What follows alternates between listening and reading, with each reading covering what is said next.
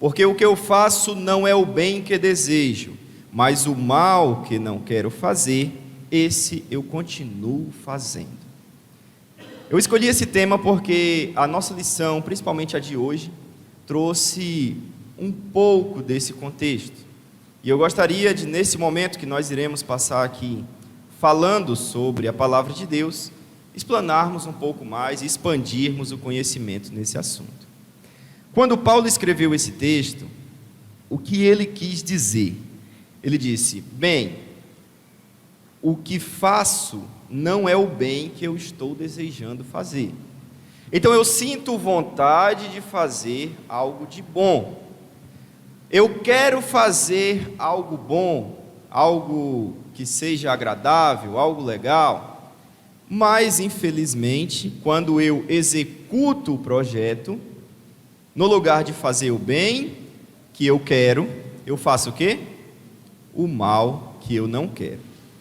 Quantos de nós já passaram pela situação de fazer algo para uma pessoa, achando que ia ajudar, e no final o tiro saiu na direção errada, né? A ajuda se tornou uma dificuldade a mais para a pessoa. Muitas vezes nós pensamos em fazer uma coisa, planejamos, mas na execução, essa coisa ou esse projeto, ele sai defeituoso e acaba trazendo mais malefícios do que benefícios. No mundo de hoje, isso é uma questão que nós devemos analisar muito bem. No mundo de hoje, nós vivemos em um ambiente que nem tudo o que parece é. Existia um ditado antigo que dizia que nem tudo que reluz é ouro, né? Então não é só porque brilha, porque parece, que vai ser ouro. Da mesma forma, ideias, religiões, conceitos, sermões e tudo que existe no mundo, pode ser que nós estamos vendo uma coisa, quando na realidade é outra totalmente diferente. Eu me lembro de quando eu era criança, né, nós temos algumas crianças aqui, e é um senso comum que criança gosta de ganhar de presente de aniversário brinquedo, né? Então toda criança, quando ainda novinha, gosta de receber brinquedo de presente de aniversário. Hoje em dia eu acho que gosta de celular, né? Mas na minha época era brinquedo. Então a gente queria ganhar brinquedo. E quando chegava o meu aniversário, eu ficava ali na expectativa para saber qual eram os brinquedos novos que eu ia ganhar. Então as tias chegavam, né? Minha mãe tem 7 irmãos e é um bocadinho até. E eu ficava ali tentando adivinhar pelo tamanho do pacote o que vinha, né? E vinha a minha avó, dizia: olha, Caleb, eu tenho aqui um presente para ti. A minha avó, fora os meus pais, é o único membro da minha família que também é membro da igreja. Então eu achava que por ser membro da igreja, ela sabia que eu queria brinquedo, né? Essa era a minha ideia. Minhas tias me davam só roupa, mas eu queria brinquedo. Aí minha avó vinha com um pacote desse tamanho. Aí eu olhava para o pacote e dizia o quê? É um brinquedo bom, né? O pacote é grande. E aí todo animado, feliz, e abri o pacote. Aí era uma caixa. Aí quando eu abri a caixa, tinha outra caixa dentro. Eu não sei, até hoje eu não sei por que ela fazia isso. Mas quando eu abria, tinha outra caixa dentro. E aí já era menor, né? Porque coube dentro da outra. Aí eu desembrulhava lá, abria, tinha outra caixa dentro. Eu sei que as caixas iam diminuindo. E por fim, na última caixa, quando eu abria, tinha um envelope de carta com R$5 dentro. Esse era o presente da minha avó. Se fosse hoje em dia, eu ia ficar muito feliz. Mas na época eu queria brinquedo. Então eu criava uma expectativa, achava que era um brinquedo, seguia os meus olhos, mas no fim era R$5. E eu ficava assim: poxa, R$5? O pior de tudo é que minha mãe não vai deixar eu gastar com o que eu quero, né? ela vai comprar alguma coisa, comida, alguma coisa, e me dá, mas eu queria brinquedo, né? Não posso gastar com as figurinhas do álbum de figurinha para ver se ganha um prêmio, né? Tinha muito isso na época. Então, aquilo que aparentava ser, não era, né? Não era. E muitas vezes nós passamos por situações como essa na nossa vida. Nós olhamos para uma situação, acreditamos ser de um jeito e na verdade é de outro. O mundo de hoje tem uma coisa muito comentada nas redes sociais, principalmente nos meios de comunicação, chamado fake news, que são notícias falsas. E eu fui buscar a definição sobre elas e no site que eu pesquisei dizia assim: são um tipo de imprensa marrom que consiste na distribuição deliberada de desinformação ou boatos via jornal impresso, televisão, rádio ou ainda online. Como nas mídias sociais, as notícias falsas são escritas e publicadas com a intenção de enganar, a fim de obter ganhos financeiros ou políticos, muitas vezes com manchetes sensacionalistas, exageradas ou evidentemente falsas para chamar a atenção. O conteúdo intencionalmente enganoso e falso é diferente da sátira ou paródia. Estas notícias muitas vezes empregam manchetes atraentes ou inteiramente fabricadas para aumentar o número de leitores, compartilhamento e taxa de cliques na internet. Então o que acontece? Para gerar visualização, porque o mundo hoje consiste em ter visualização, as pessoas buscam nas redes sociais algo para fazer, por mais idiota que seja, para gerar visualizações, e a forma mais fácil é espalhar uma notícia falsa. E nós vemos que muitas vezes, às vezes até nós mesmos caímos nessas notícias, né? Então, fulano de tal morreu. Aí você diz: nossa, essa pessoa morreu, né? Avisa para um amigo: olha, você viu a notícia de que fulano morreu? E quando vai pesquisar mais a fundo, vai ver nos sites oficiais de notícia, o cidadão está vivinho da Silva, né? Então, muito tem se usado hoje essas notícias para gerar visualização e muitos têm sido enganados por elas. Então, nós percebemos que é muito fácil de nos enganarmos. É muito fácil de nós termos uma ideia contrária daquilo que é verdade. É muito simples a questão de nós acreditarmos em algo que nos é trazido, explanado, com uma convicção forte. Ontem, quem esteve lá na central, o irmão Edson usou um exemplo muito interessante, que na época do nazismo foi espalhado que os judeus eles traziam doenças, eles eram um mal para o país, traziam desequilíbrio, coisa e tal, até um ponto em que toda a população da Alemanha acreditava que aquelas pessoas eram uma praga, né? Algo que deveria ser exterminado. Então as nossas crenças, aquilo que nós acreditamos, elas mudam conforme a intensidade que os fatos são trazidos até nós. Hoje, na atualidade, nós tendemos a tomar coisas que são erradas como certo. Nós costumamos ter uma inversão de valores.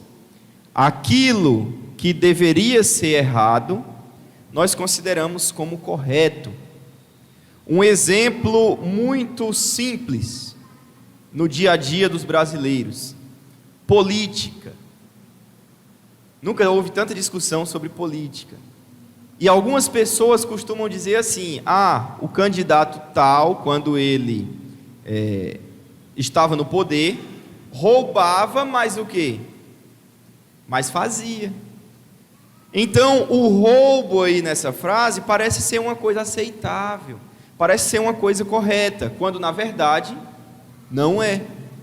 Então nós estamos tomando coisas erradas como certo, e por consequência, o certo como o quê? Como errado. no mesmo exemplo que eu usei, se uma pessoa entra na política e ela tenta ser honesta, ela termina deposta ou então, muitas vezes até morta, né? Conheço algumas pessoas que tentaram ser vereadores, alguma coisa assim, e eles diziam, olha, na nota você tem que superfaturar a nota. E eles diziam, não, mas eu não quero fazer isso, vai gastar o dinheiro público. Eles diziam, não, ou você faz isso ou você não compra com a gente. E ele ia tentar conseguir um outro lugar e não conseguia, porque todos queriam que fizesse ali o pequeno esquema para ganhar mais. Então o certo está sendo considerado como errado e o errado está sendo considerado como certo. Principalmente em um mundo que nós estamos acompanhando o seu crescimento tão grande na parte virtual. Hoje em dia nós vemos que quase todas as pessoas geram algum tipo de conteúdo online. Tem uma vida online, digamos assim. E existe um problema nisso tudo. Como nós estamos trocando o errado pelo certo, muitas vezes o pecado, que é algo condenado por Deus, ele também nos parece o quê? Certo, correto. E nós acabamos levando isso para todos os âmbitos de nossa vida, em especial para as redes sociais, onde muitas pessoas têm o acesso. O povo de Deus, aqueles que querem ter uma vida diferente do mundo, não pode se expor a tal coisa. Nós pecamos porque somos pecaminosos, porque temos a natureza de pecado, mas nós não podemos fazer do pecado algo que faz parte do nosso dia a dia, algo comum, algo com que nós possamos conviver. E a Bíblia já tem previsto, desde muito tempo atrás, a situação atual dos dias de hoje. Vejamos só, em Isaías 3, verso 9, nós lemos o seguinte: o aspecto do semblante dá testemunho contra eles, e como Sodoma, publicam seus pecados sem os disfarçar. Ai da sua alma, porque eles fazem mal a si mesmos. Uma coisa interessante neste verso é a palavra publicam, a mesma palavra que nós usamos hoje quando vamos fazer algo em alguma rede social, algo online. Então o que está acontecendo? Sodoma, ela era uma cidade que ficou conhecida por ser uma das cidades mais pecaminosas da Bíblia. Fora Sodoma, nós temos outro exemplo. Qual era? Quem lembra? Não, fora a região ali, nós temos outra cidade também, que era considerada um auge de pecados. Nazaré. Né? Então, Sodoma, ela foi destruída por causa dos seus pecados. Mas qual era o problema de Sodoma? Os habitantes de Sodoma, eles pecavam? Pecavam. Mas eles faziam questão que todos soubessem que eles pecavam por prazer, que eles tinham alegria em pecar. Nós vemos na ocasião da destruição, quando os anjos foram até a casa de Ló para retirar a família da cidade e não ser destruída, os habitantes cercaram a casa e disseram: olha, traz os visitantes aí para que nós possamos fazer uso deles. Então não era nada escondido, não era nada por baixo dos panos. Eles pecavam e tinham orgulho de pecar. E esse é o problema que está começando a acontecer hoje em dia. As pessoas estão começando a ter orgulho de pecar, porque o pecado se tornou o quê? Correto. O pecado se tornou certo. A Bíblia diz que os seres humanos deveriam encontrar um único parceiro para viver junto durante toda a sua vida.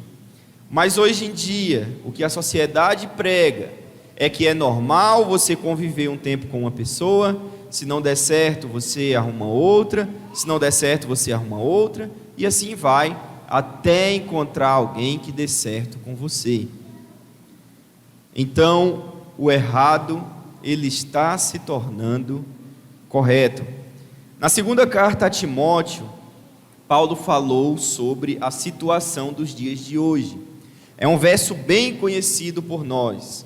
Vamos ler também para que os nossos visitantes o conheçam.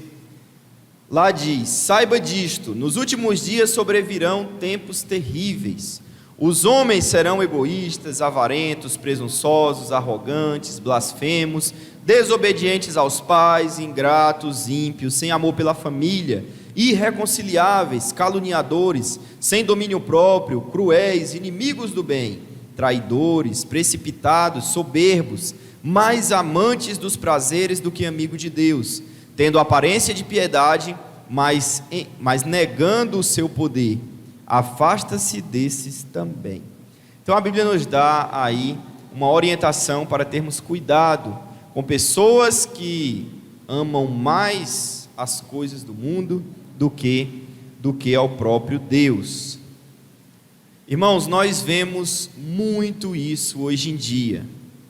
Quantos de vocês já convidaram um amigo para ir à igreja e ele disse: não posso porque eu tenho uma festa marcada, né? Ou então, não, igreja é coisa de quem não aproveita a vida, né? De quem não curte a vida. A gente só tem uma vida, eu não vou passar minha vida trancado numa igreja. Então muitas pessoas hoje amam mais os prazeres do que a Deus, certo? Amam mais os prazeres do que a Deus. Nós vemos que a cada dia que passa, a palavra de Deus, ela vem sendo deixada de lado e vem sido colocado no lugar coisas que nos afastam de Deus e nos unem ao mundo. Nós somos originalmente de Deus. Imagine um ser humano como se fosse um computador. Quando nós compramos um computador, ele vem de fábrica com seu HD limpo, né? Então todos os arquivos que vêm lá são arquivos do sistema e não vem nada personalizado.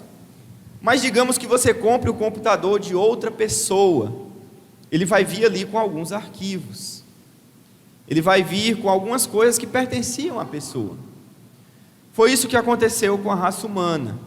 Nós viemos originalmente de Deus, nós tínhamos arquivos do céu, continha dentro de nós tudo aquilo que era preciso para viver em harmonia com Deus e longe do pecado.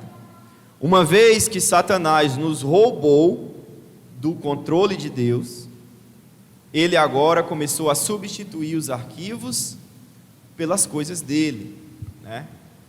Então começou a corromper esses arquivos. Só que chega uma hora que a memória do computador, acontece o que com ela? Enche, né? Fica cheia. E aí você quer colocar mais arquivos. E aí agora você tem uma decisão a fazer. O que você apaga para trazer esses novos dados? Então, por mais que nós tenhamos um convívio na igreja, se nós colocarmos coisas do mundo dentro da nossa mente, se nós começarmos a adquirir as coisas de fora, vai chegar uma hora que a nossa mente vai o quê? Encher. Não é infinita. Enche. Você fica cheio. Tem dias que você diz: não, hoje eu não estou mais com paciência para nada, tenho que dormir para amanhã eu pensar nisso. Isso quer dizer que sua mente encheu. A capacidade de armazenamento, ela não é infinita, não. Tanto é que nós temos a memória de curto prazo e de longo prazo. Porque se tudo fosse uma coisa só, ia dar uma travada, né? Então o que acontece? Quando enche, nós temos agora uma decisão a fazer. O que nós vamos tirar? E infelizmente, na maioria das vezes, são as coisas de Deus que vão embora.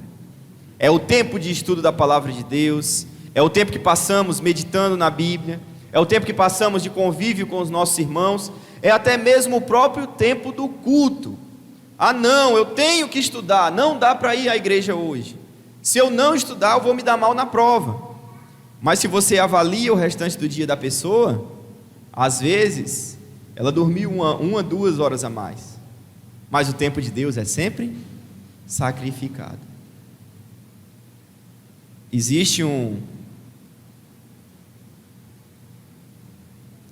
problema em nós começarmos a sacrificar o tempo de Deus.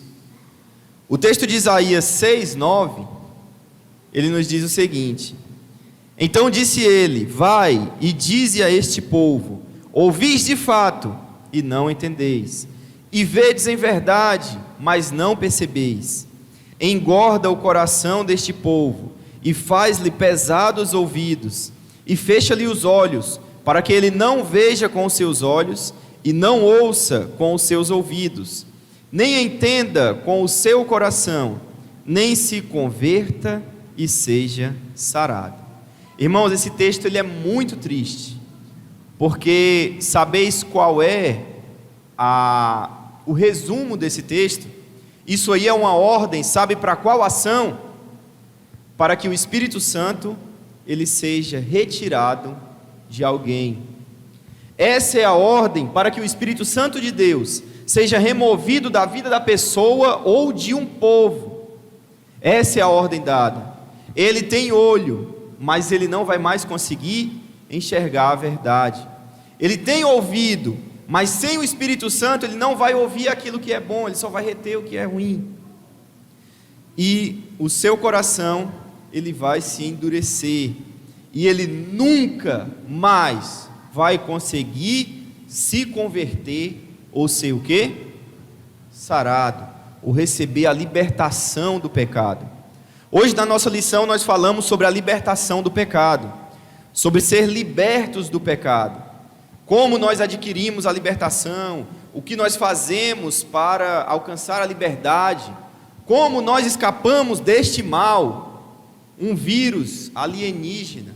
O pecado não faz parte do nosso mundo, ele não foi feito aqui, ele veio de outro lugar, ele veio de fora, não faz parte de nós. Não é para nós o abraçarmos e termos carinho por ele. Ah, mas esse pecadinho aqui é tão bom, né? É tão legal, é tão divertido. Mas não faz parte de nós. Não dá certo, né? Não combina.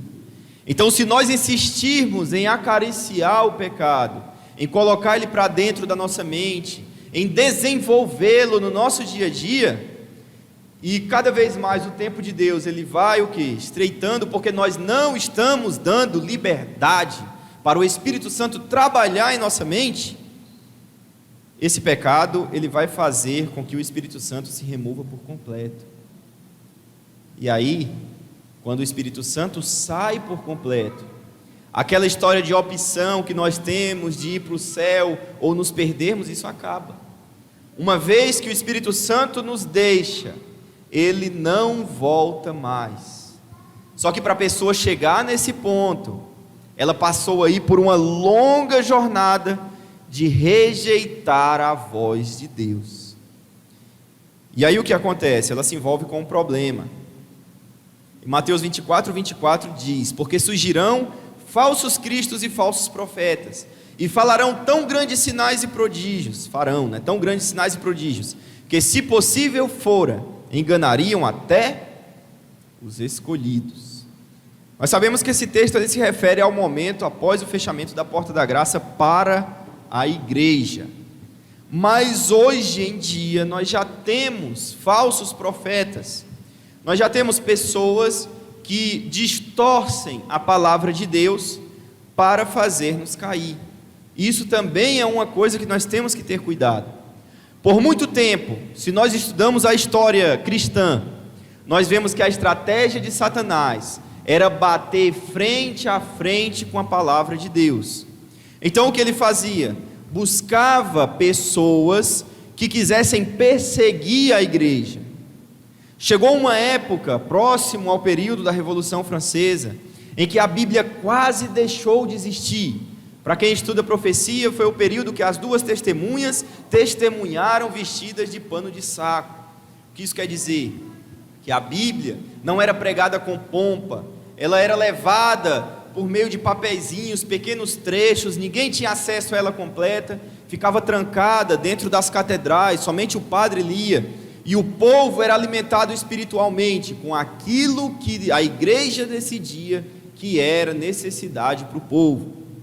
Então Satanás bateu de frente, se chocou com a mensagem, teve sucesso por um determinado tempo, mas Deus não permitiu mais isso. Houve então a reforma protestante na época de Lutero, várias igrejas começaram a surgir, e agora ele precisa mudar a estratégia. Por quê? Porque as leis civis impedem que pessoas sejam mortas por causa de suas crenças, a menos que a crença delas seja matar pessoas, né? E aí em alguns países tem pena de morte para isso. Mas em relação à crença religiosa, ninguém pode ser morto, é um direito civil, é um dos direitos que a humanidade tem. E agora Satanás viu que não tinha como destruir a lei de Deus, não tinha como destruir a pregação da palavra, não tinha como impedir, mas existe uma coisa então que dá para fazer. Como ninguém vai para o céu se tiver 1% de pecado, é esse 1% que ele busca em cada um de nós. Basta que você tenha apenas um pecado, basta que você tenha apenas uma coisa que você diz: isso aqui eu não abro mão, eu posso abrir mão de tudo, mas isso não. É aí que ele quer, é isso que ele faz.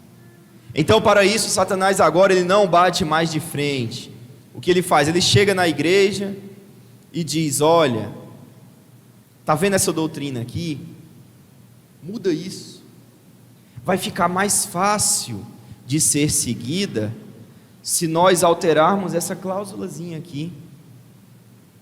Então pega esse pequeno trecho e substitui, porque aí você vai conseguir executar melhor. A Bíblia é antiga já, precisa ser renovada, ela não foi escrita para os dias atuais, faz muito tempo desde que o primeiro texto começou a ser escrito. Então altera aqui, faz tal coisa, faz de tal forma. E infelizmente o mundo cristão atual não consegue perceber essas sutis mudanças. Irmãos, ninguém se engane achando que Satanás não consegue colocar o seu dedo dentro das igrejas. Ele quase enganou o próprio Jesus. O Filho de Deus quase foi enganado por ele. A única coisa que o entregou foi o quê? Qual foi a palavrinha? Se. Então quando ele disse: se tu és o Filho de Deus, Jesus disse: esse aqui não é um anjo. Mas se não fosse por isso, tinha o quê? Passado. Então se ele foi capaz de chegar perto de enganar o próprio Jesus, imagine a nós, que estamos olhando para ele e dizendo: não, não é Satanás não, né? Ele me dá umas coisinhas boas, tem umas vantagens aqui. Não, não é Satanás. O diabo ele não é 100% ruim. Por quê? Porque se ele fosse, ninguém chegaria perto dele. Ele chega ali disfarçado, com um jeitinho bondoso, né? Ajuda numa coisa, ajuda noutra, concede ali umas coisas que a pessoa aparentemente acha que é bênção, mas no fim tem as suas artimanhas. Então muitos falsos profetas estão levando o povo rumo à perdição, e nós, por não estudarmos, por dar mais atenção à nossa vida corrida, acabamos seguindo por esses caminhos.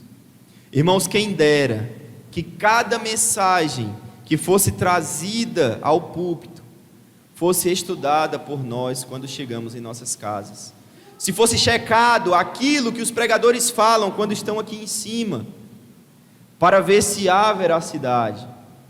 Quem dera que nós copiássemos o costume do povo que morava em Bereia, que quando Paulo ou os outros iam lá e pregavam para eles, eles diziam: muito obrigado pela mensagem. Já pegavam ali a Bíblia, iam ver, ou melhor, o que eles tinham da Bíblia na época, e iam ver se estava de acordo com a palavra de Deus. Cada um de nós temos um conflito interno. Esse texto foi trazido na lição de hoje, texto de Romanos 7, do 15 ao 25. Paulo diz assim: não entendo o que faço, não tenho compreensão do que eu estou fazendo, pois não faço o que desejo, mas o que odeio. Então, a gente quer fazer algo bom, mas quando vai fazer, acaba saindo algo que nós não queríamos fazer. E se faço o que não desejo, admito que a lei é boa. Então, o desejo humano, ele é complicado. Se nós deixarmos a natureza pecaminosa nos dominar, se for para fazer aquilo que é a nossa vontade, nós estamos caminhando na direção contrária a Deus. Então, se eu faço o que não desejo, admito que a lei é boa. Nesse caso, não sou mais eu quem o faz, mas o pecado que habita em mim. Então, se eu cedo ao meu desejo, eu estou estimulando o quê? O pecado. Sei que nada de bom habita em mim, isso é, em minha carne, porque tenho o desejo de fazer o que é bom, mas não consigo realizá-lo. Então, como Jesus uma vez falou, o Espírito, ele é mais forte, né? Nós temos o pensamento, o Espírito é a nossa mente. Então nós temos o pensamento, nós temos a vontade de fazer o certo, mas a carne faz o quê? Fraqueja, né? Na hora de executar, o corpo ele briga com a mente e aí o negócio sai errado. Pois o que faço não é o bem que desejo, mas o mal que não quero fazer, esse eu continuo fazendo. Ora, se faço o que não quero, já não sou eu quem o faz, mas o pecado que habita em mim. Assim encontro esta lei que atua em mim. Quando quero fazer o bem, o mal que está junto de mim, quando quero fazer o bem, o mal está junto de mim. No íntimo do meu ser, tenho prazer na lei de Deus, mas vejo outra lei atuando nos membros do meu corpo, guerreando contra a lei da minha mente, tornando-me prisioneiro da lei do pecado que atua em meus membros. Miserável homem que sou, quem me libertará do corpo sujeito a esta morte? Graças a Deus por Jesus Cristo nosso Senhor, de modo que com a mente eu próprio sou escravo da lei de Deus, mas com a carne da lei do pecado. Então fica aí a guerra interna que todo cristão tem que enfrentar. Se você deseja seguir nos caminhos do mundo, se você deseja não obter a vida que Jesus tem preparado, viver somente aqui nessa terra e infelizmente ao fim da jornada ser destruído para sempre, você não vai ter conflito nenhum. Você vai viver bem, você vai ter uma vida tranquila. Mas se nós desejamos servir a Deus, a primeira luta que nós enfrentamos é contra nós mesmos, é contra a nossa própria vontade. Porque você vai pensar, hoje é dia de ir para o culto, domingo à noite, né? Hoje é dia de ir para o culto, eu tenho que ir lá assistir a mensagem, ver o que o pregador vai trazer para o meu crescimento espiritual. Isso é aonde? Na sua mente. Mas o corpo diz o quê? Poxa vida, amanhã é segunda, começa a semana, podia dormir cedo, descansar, você está tão quebrado, você passou o dia ontem na igreja, hoje você fez as atividades de casa, descansa, não vai não, fica aqui. Não é isso que o corpo manda para a gente? Não é esse o sinal que ele envia? E aí a luta inicia. Quem ganha? A mente ou o corpo? Existe um texto inspirado que ele diz o seguinte: a verdadeira grandeza de um ser humano não é baseado nos sentimentos que o dominam. Então a grandeza de uma pessoa não é baseado naquilo que ela faz, nos seus sentimentos, mas sim baseado nos sentimentos que a pessoa domina. Então, nós precisamos nos dominar. É daí que vem a grandeza, é daí que vem a ligação com Deus. Quando nós deixamos o nosso corpo de lado e seguimos aquilo que a nossa mente, quando está ligada ao céu, pede que nós façamos. Como então nós podemos escapar, né? O que pode aliviar essa nossa luta? O que pode fazer com que fique mais fácil? Na segunda carta a Timóteo, capítulo 3, do verso 12 ao 17, Paulo aqui ele estava escrevendo, né, para Timóteo, dando alguns conselhos, e ele falou da seguinte maneira: de fato, todos os que desejam viver piedosamente em Cristo Jesus serão o quê? Perseguidos. Então aí a gente já tem que saber que se nós desejamos viver em Cristo, vão haver perseguições. Contudo, os perversos e impostores irão de mal a pior, enganando e sendo enganados. Quanto a você, agora é o conselho, né? Porém, permaneça nas coisas que aprendeu e das quais tem convicção, pois você sabe de quem o aprendeu, porque desde criança você conhece as sagradas letras, que são capazes de torná-lo sábio para a salvação mediante a fé em Cristo Jesus. Toda a Escritura é inspirada por Deus e útil para o ensino, para a repreensão, para a correção e para a instrução na justiça, para que o homem de Deus seja apto e plenamente preparado para toda boa obra. Então esse foi o conselho que Paulo deu a Timóteo. Ele disse: olha, mantenha-se firme naquilo que você conheceu desde pequeno. Você conheceu a palavra de Deus, então permaneça nela. Irmãos, eu sei que nem todos aqui tiveram a oportunidade de conhecer a palavra de Deus desde pequeno.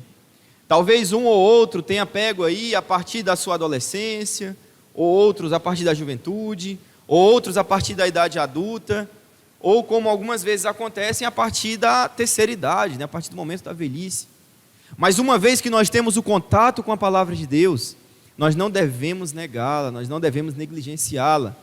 Certa vez estava havendo uma discussão entre um cristão e um ateu. E o ateu disse assim: olha, se Deus não existir, não adianta de nada essa vida que você segue. Então, se Deus não existe, não adianta você fazer esses sacrifícios todos. E o cristão olhou para ele e disse assim: meu amigo, se Deus não existir, nós dois vamos morrer. E não vai ter mais nada, vai ser só isso. Vamos viver e morrer. Mas a vida que eu vivi aqui foi uma vida saudável, foi uma vida sem vícios, foi uma vida de bondade para com o meu próximo, foi uma vida que qualquer pessoa não teria arrependimento de vivê-la. Mas, se você estiver errado e eu estiver certo, então nós vamos ressuscitar. E Deus me dará a vida eterna. E você? E a você não. Então, por mais que nós deixássemos a questão espiritual de lado, a vida do cristão ela é um exemplo para a sociedade. Então, nós devemos permanecer naquilo que a Bíblia nos ensina, naquilo que as Escrituras Sagradas nos mostram. E como nós, então, temos auxílio para a nossa luta interna? Como nós podemos ajudar a nossa mente a dominar o nosso corpo? Através daquilo que está escrito, através daquilo que nós estudamos, através daquilo que nós aprendemos. Então, vir à igreja não é, em momento nenhum, em ocasião nenhuma, em nenhuma possibilidade, perda de tempo. Porque por mais que não existisse Deus, por mais que não existisse o diabo, por mais que não existisse a guerra espiritual entre as forças do bem e do mal, a igreja nos ensinaria a ser um cidadão melhor, a ser pessoas melhores. E como nós temos fé e convicção de que essa batalha existe, a igreja, além de nos ensinar a ser pessoas melhores, nos conduz ao céu, nos conduz a coisas que foram prometidas e ninguém consegue sequer imaginar, coisas que não existem palavras em nossa língua e nenhuma outra que existe sobre a terra, que possa descrever, que possa explicar, que aqueles que um dia viram, não conseguiram expressar em palavras. É isso que nos está esperando. Mas, para que nós possamos receber a tão esperada recompensa, nós temos que nos lembrar do texto de Mateus 16, 25, que diz: porque aquele que quiser salvar a sua vida, perdê-la-á, e quem perder a sua vida por amor de mim, achá-la-á. Tinha uns amigos meus que gostavam de brincar, dizendo que esse texto parece com os discursos da ex-presidente Dilma, né? Um pouco confuso, mas não é confuso, é simples. Aquele que quiser salvar a sua vida, perdê-la-á. O que isso quer dizer? Se nós nos preocuparmos com a nossa vida do mundo, se nós nos preocuparmos com os nossos estudos, trabalho, correria do dia a dia, as coisas que temos que fazer, o dinheiro que nós poderíamos estar ganhando se estivéssemos fazendo a coisa assim, assim, assim, nós, infelizmente, vamos perder a nossa vida. Por quê? Porque nós não fomos feitos para durar 80 anos, 90 anos. Nós fomos feitos para viver o quê? Para sempre. Isso quer dizer que se você só conseguiu viver 80 anos, comparado com o para sempre, você perdeu a sua vida. Uma pessoa que viveu apenas 10 anos e por alguma doença, por alguma fatalidade, morreu. Você diz: nossa, tão jovem, perdeu a vida. Da mesma forma, Deus diz para nós: a pessoa viveu 102 anos longe de Deus. Alguns chegam a essa idade, mas não vai obter a salvação. E Deus diz: nossa, morreu tão jovem, poderia ter vivido tanto. Mas aquele que perder a sua vida por amor de mim, Deus fala isso, aquele que perder a sua vida por amor de mim, ou seja, deixar para trás o trabalho, os estudos, seja lá o que for, que lhe prende ao mundo, por amor a Deus, esse sim, achá-la-á. Esse vai alcançar a vida. Nós não somos proibidos de trabalhar, de estudar, de realizar as nossas atividades. Mas a partir do momento que Deus nos chama, se alguma dessas coisas nos atrapalhar, nós iremos perder a nossa vida. A partir do momento que nós somos chamados a ter uma nova experiência de vida com Deus, a segui-lo, a obedecer aquilo que Ele nos ensina, nós devemos deixar tudo aquilo que nos impede de segui-lo plenamente. Irmãos, vamos nos lembrar, enquanto houver 1% de pecado acariciado dentro de nós, enquanto houver 1% de apego às coisas deste mundo, nós não conseguiremos estar ao lado de Jesus. Então que o Senhor possa nos abençoar, não somente hoje, mas em todo o decorrer de nossa vida, para que nós possamos segui-lo, crer em sua palavra, deixar de lado tudo o que é errado e seguir o certo a todo instante em que estivermos vivendo sobre essa terra. Que o Senhor nos abençoe para isso. Amém.